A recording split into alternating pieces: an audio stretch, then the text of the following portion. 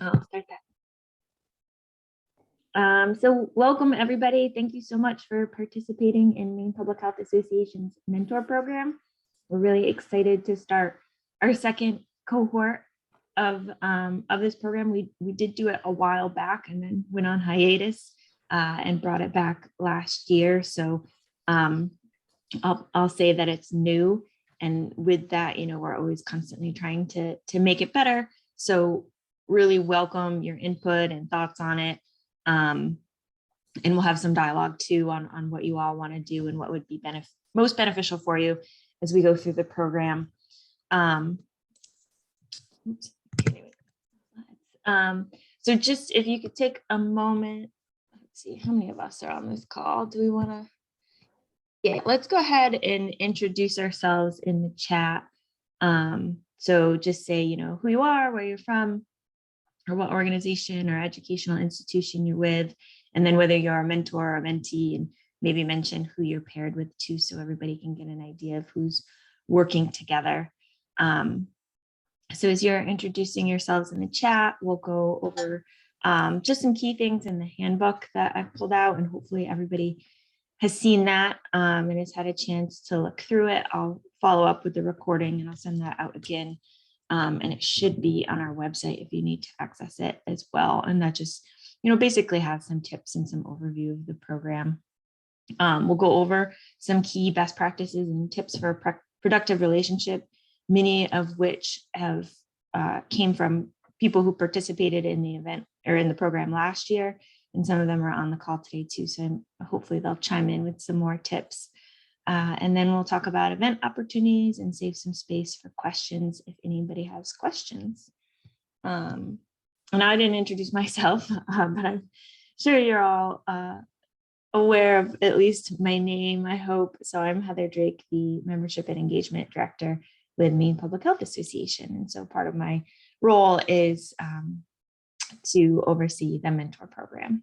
Does anybody have any questions before we get going? All right, and today's, pretty informal. The whole mentor program is meant to be easy. So please feel free to chime in as we go ahead. And if I miss a hand raise or anything or a question in the chat, feel free to come off mute too. So in the handbook, we talk about the goals. They're really, to enhance the skills and knowledge of public health students and early career professionals who are working in public health in Maine. One of the goals of MPHA overall is to help with workforce development. So this is really meant as a way to do that. So, some of you might be involved in this program because you want to learn more about a specific public health or public health related topic. Other people might want to enhance their skills like resume building or interviewing. And so that's all, really meant as a way to enhance our public health workforce.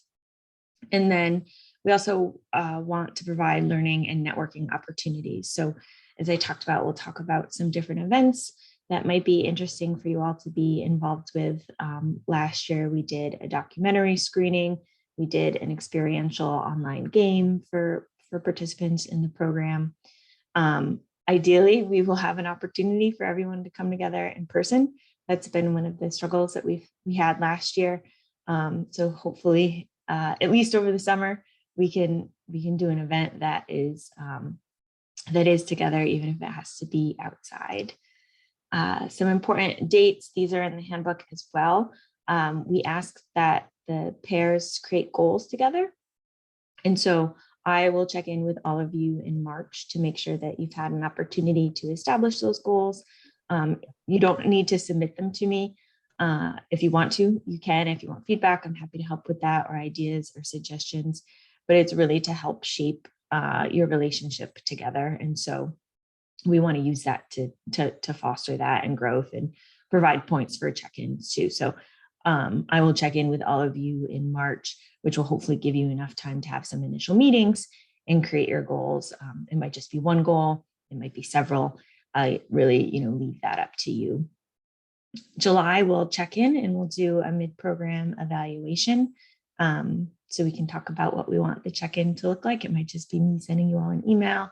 Maybe that's where we have the opportunity to get together. December, we have our end of year event. So this year, we had this screening of the documentary Jacinta, and we had a discussion about that and just an overall discussion of the program, how it went, sharing feedback. And that was, of course, virtual. And we ended the year with an evaluation. And then ongoing, we hope that you set up meetings regularly and attend the events. You won't get kicked out of the program if you don't attend. But we do ask that you try to. And I see some more folks are hopping on. So if you're just coming on, feel free to introduce yourself in the chat. Let us know who you're with, who you're paired with, if you're a mentee or a mentor, and chime in if you have any questions.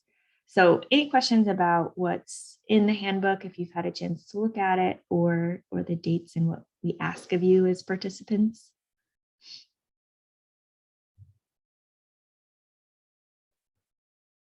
All right, I think it's all pretty straightforward. So just some best practices and tips. Again, many of these came from folks who participated in the program last year. So one, check out the handbook.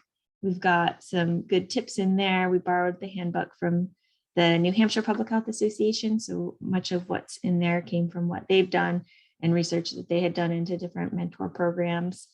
One of the things that we ask of you and that the groups from last year said was really helpful is identifying and defining your interests and your goals. And so these can be goals that you have individually that you want for yourself, and goals for you to get out of the relationship as well. So think about those, think about what you're interested in, where those might align, and start to have conversations and build that relationship between yourselves. Another thing that was really helpful was creating systems for accountability. So groups suggested that you use your goals and continue to check in on those. Maybe you want to have, like a timeline or an idea of when you'll kind of like goalposts along the way where you'll check in and make sure that you're making progress towards the goals. Others said creating to-do lists. And then one of the big systems for accountability is that fourth bullet, which is scheduling. And so making sure before you end or at the end of every meeting and gathering that you're together, that you set up your meeting for the next time, so that you're not, playing tag in between to try to set up meetings, but always have those regularly scheduled. And in terms of meetings, it is best practice and it works best if you hold them regularly. But again, our program's pretty loose. So whether you want to meet quarterly, every week, every month, that's really up to you all and your relationship, and what it really takes to meet the goals. Ideally, you stay a pair for the duration of the year, but if you have a finite, really specific goal that you want to get out of the relationship, if it ends early, and you've been successful, that's great and that's okay. But we do, encourage you to stay with the program for the whole year. So that's sort of tips. Anybody on the call who was in the program last year have anything they want to add to what made their relationship successful? Or if you've been in a mentor program before, what you found to be helpful? I can say a few things, Heather. A couple of things, and I remembered them from seeing this sign too. One of the things that was really helpful, because everybody's really busy, was to schedule recurring meetings. So like the fourth Tuesday of the month, or at the same time. That way it's the same Zoom link. We weren't dealing with and of course we're flexible if that needs to change because things come up. But two of the really great things is I found that as mentors, writing goals for the relationship as well, and what we want to get out of it. I like the power balance of that a little bit, that we're all in this together. And then we met twice a month. I had two mentees last time too, but we did something really fun because they had similar goals. Once I read their goals, I thought they could learn a lot from each other. So I met with them individually one week of one of the meetings, and then all three of us met together for another meeting. And that seemed to work out really well, and they've stayed connected and kind of networked each other with others they know. So. Thanks, Courtney. Yeah, and we heard similar with others who had, multiple mentees, that coming together was really helpful. So thank you for sharing those. Any other suggestions or questions?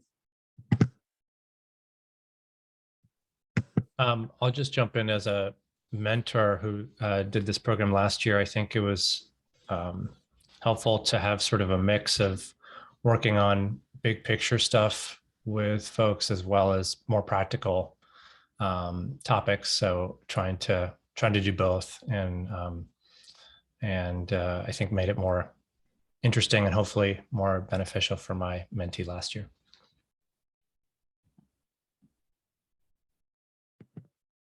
Thanks, Leo.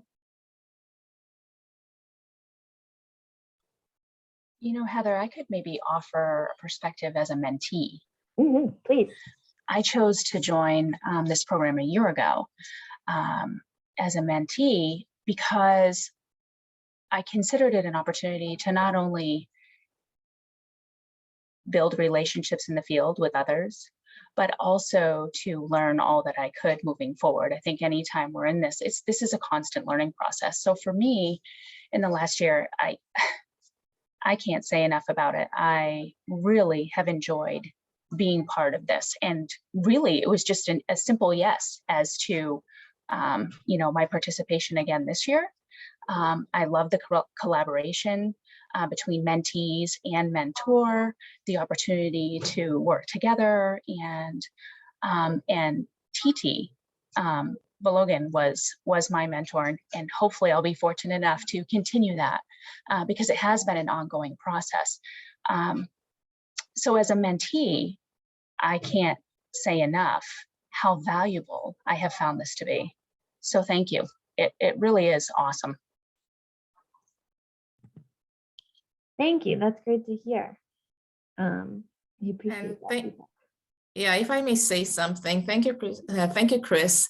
I also want to say that so this is my second year being a mentor with the program, and I had and I think I still do have 2 mentees who are in different places in their careers. And so I did, like Courtney said, we did group sessions where there was 3 of us in those meetings. And then we also had individual meetings for the mentees, just so that I was able to address the specific needs of each mentee. But I also want to say that in the process, I feel like I also was doing a lot of learning from both my mentees. I thought I was going to go in there with, I'm the one with all this knowledge and I had to share. But honestly, it was a very good learning experience for me, and I'm really looking forward to another go around with this. Great, thank you. Yeah, it can definitely be bi-directional. So I think, to be able to take advantage of what you can learn from your mentees as well is really helpful.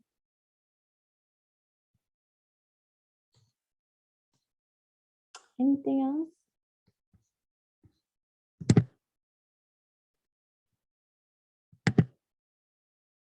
And Leo, I think it was you in the end of year event who also mentioned, like, it's really, the program is helpful in setting up specific time to think about growth and development that we sometimes forget to do in our ongoing craziness of life. So that's another kind of, think of this as mentor-mentee self-care, where you have an opportunity to really just set up time that is specific to thinking about your professional growth, what you want to do with your career, and your network as well. And Leo said that originally much more eloquently than I did. So, all right. Said it very, very nicely, Heather. Thanks.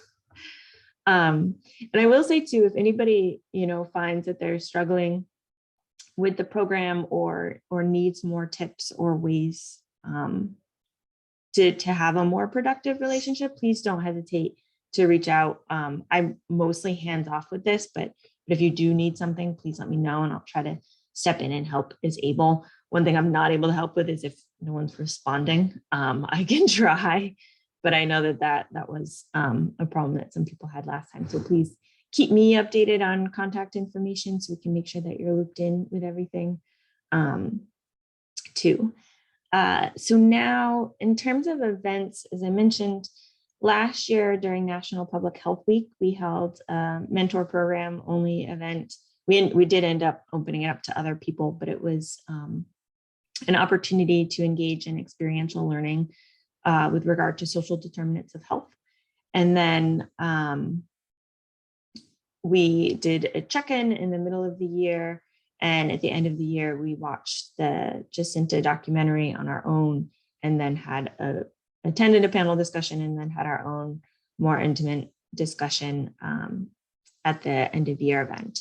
So would love to hear from you. We're happy to hold more opportunities for people to get together. As I said, I do hope this year that we can get together in person.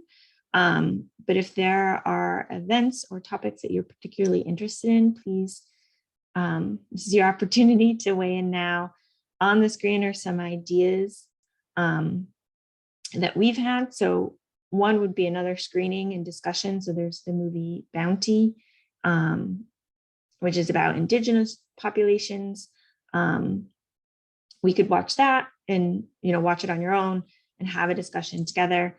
We could do specific mentor program events during National Public Health Week, which is April 4th to the 10th. We can do a group share where we come together more frequently as an entire mentor program group and share best practices, what's working, what isn't. And we can also do specific programming at the annual conference, which will be in the fall if people are interested in that. So nothing on the screen do we have to do, but I want to try to make this program as beneficial as possible to you all. So we'd love to hear if there's anything that you're particularly interested in doing.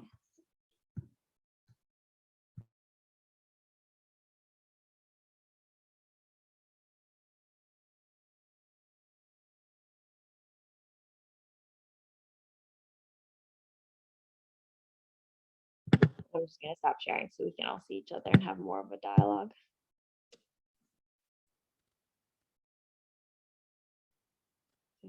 Thoughts from folks? Are you either like can't think because you're hungry or you can't think because you already ate lunch? Oh, my stomach is like quietly growling right here. All right, so it sounds like some people like the documentary and discussion idea. And do people know of that documentary or the others? Feel free to put them in the chat. Yvonne, you have your hand up. Yeah, thanks, Heather. So I was just going to raise the opportunity for participation for mentors and mentees in the New England Rural Health Association. I'm chairing the conference this year, and we've talked about trying to develop a student sort of venue for the conference. We haven't really done that so far, and we've been working with Maine Health anyway in engaging residents, medical residents, but I think that the public health students would be a welcome addition. So I'm just wondering, how we might frame that within the MPHA and make it an attractive venue for the mentors and the mentees in terms of networking, etc. Yep. Yeah, that would be great. When is that? Sorry if you said it. It's usually the first week of November. It's kind of like in the middle of the week. So gosh, I should know the dates, shouldn't I? But I'm blanking. I'll get back to you on the dates. I'll put it in the chat. First week in November is good enough First week right now. Yeah, if folks have thoughts on that would be great. And I might pick your brain too to see how we can do that for our conference as well. And so I'm seeing other things in the chat about group scheduled activities being helpful to provide structure. and then the documentary and experience-based learning.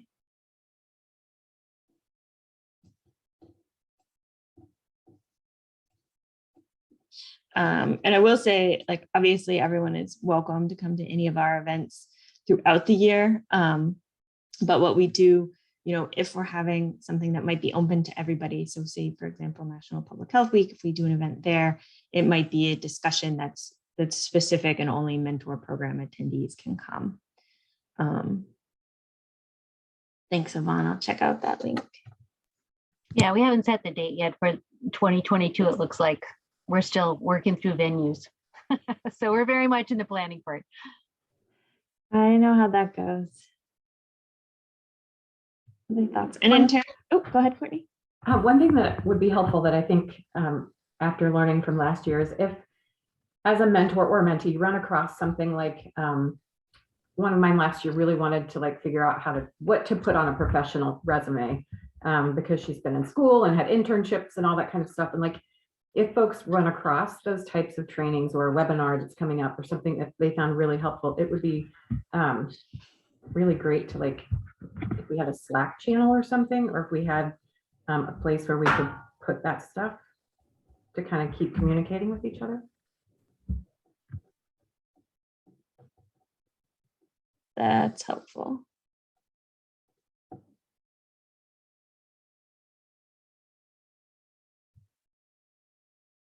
Do folks use Slack? See some head nods. All right, that means I have to learn how to use Slack. Yeah, but that's a great suggestion. And themed events around different public health concentrations and professional opportunities. Really helpful. And a book club. What do folks think about book clubs? See some thumbs ups. And it could be as well, thinking of it as an article club too, where maybe it's not taking on hundreds of pages, but like 5. All right, these are great. So I missed the comment about the Slack. Can you guys, whoever brought it up, give us an example of how you would use it within this context, or what we're thinking? So with the Slack, it's kind of like the Google Docs, but it's a software platform where everybody can be on at the same time if you're invited in and you accept your membership to it or whatnot. And then it has channels alongside, so you could have a channel for or a group for like resources, trainings, like if you come across like a webinar that was really great as a mentor or a mentee, and just kind of popping those things in there, maybe a place to ask questions, just keep connected with each other.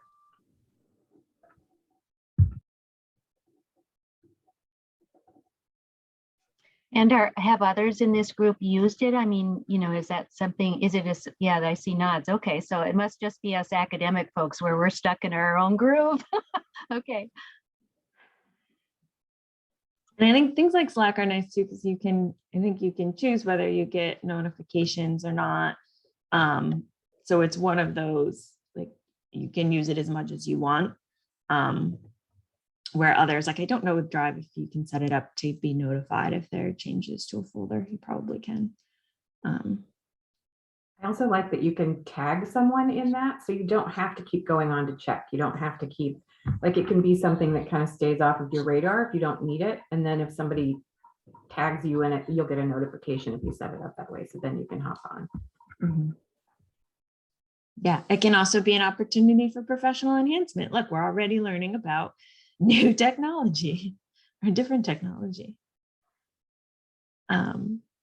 So these are all really great ideas. In terms of frequency, this is, of course, an all volunteer program. So I want to make sure too that we're not inundating you with opportunity and that it feels approachable. So is like quarterly feel good for having some more of these formal gatherings, taking into consideration they also be having meetings on the side. See some head nods, thumbs up, great.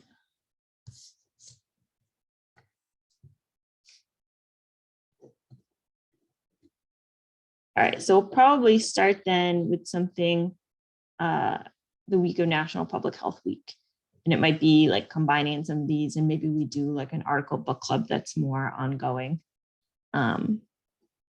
So in terms of like your expectations for what would be coming up, I would plan for something between April 4th and 10th. We probably wouldn't hold anything on the weekend, but so during that week.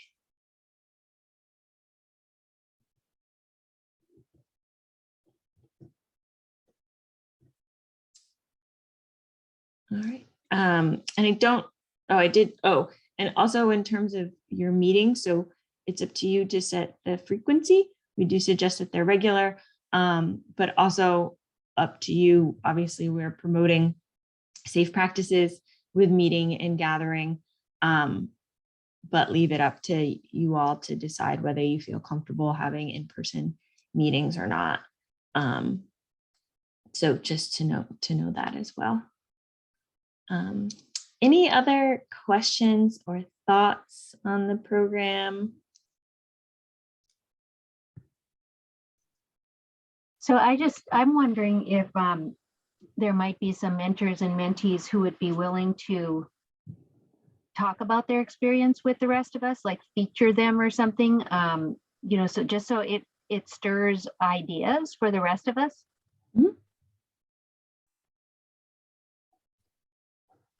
I think I can go.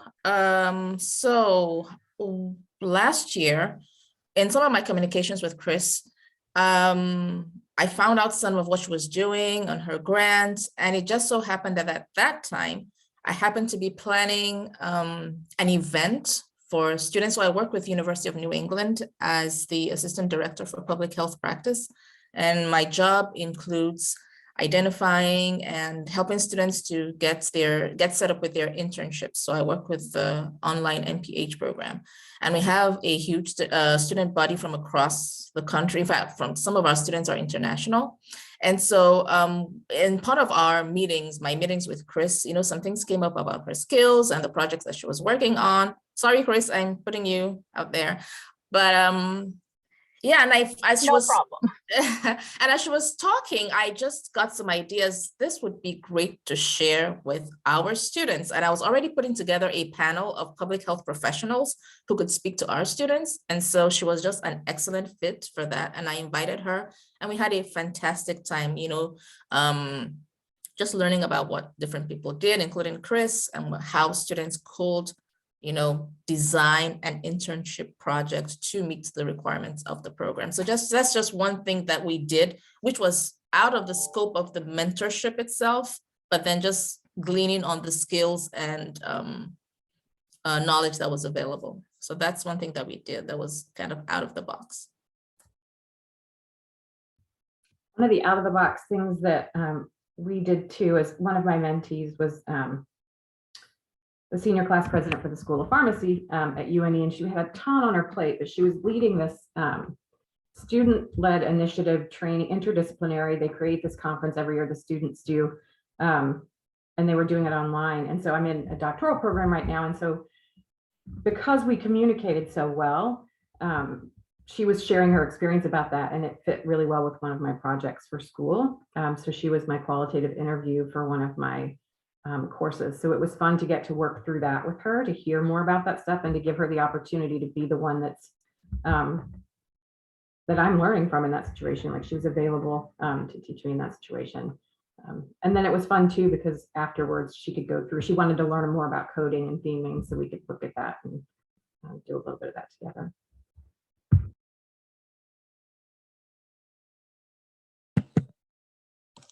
Thanks, Titi and Courtney. Anyone else want to share? I know we had some in the beginning. Other gleanings?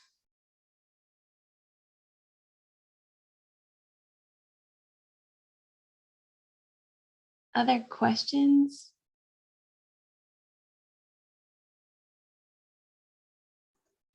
Just want to say thanks to those two that spoke up, because it's helpful to hear. Yeah. I don't know about the rest of you, but social isolation is a real thing. Right? So it's just nice to hear about other people, what you're doing. Yeah.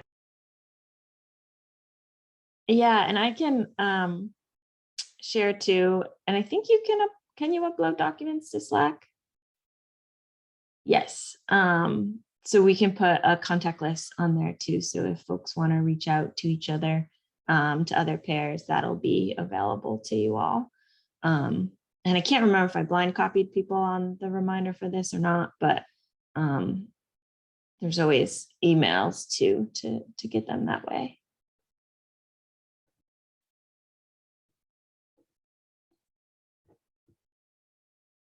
All right. The only other reminder I have is to just make sure, because this is a member benefit, so we ask that you please make sure that you stay in good standing throughout the duration of the year. And if you have any questions about that, I'm happy to answer those and let you know. But I think if there aren't any other questions or tips or thoughts folks want to share, we can let everybody go have their lunch or take a walk. And really just thank you all so much for participating. We're looking forward to it. Thanks, Thank you. Heather. Thank Thanks, you. everybody. Thanks, Heather. I'm really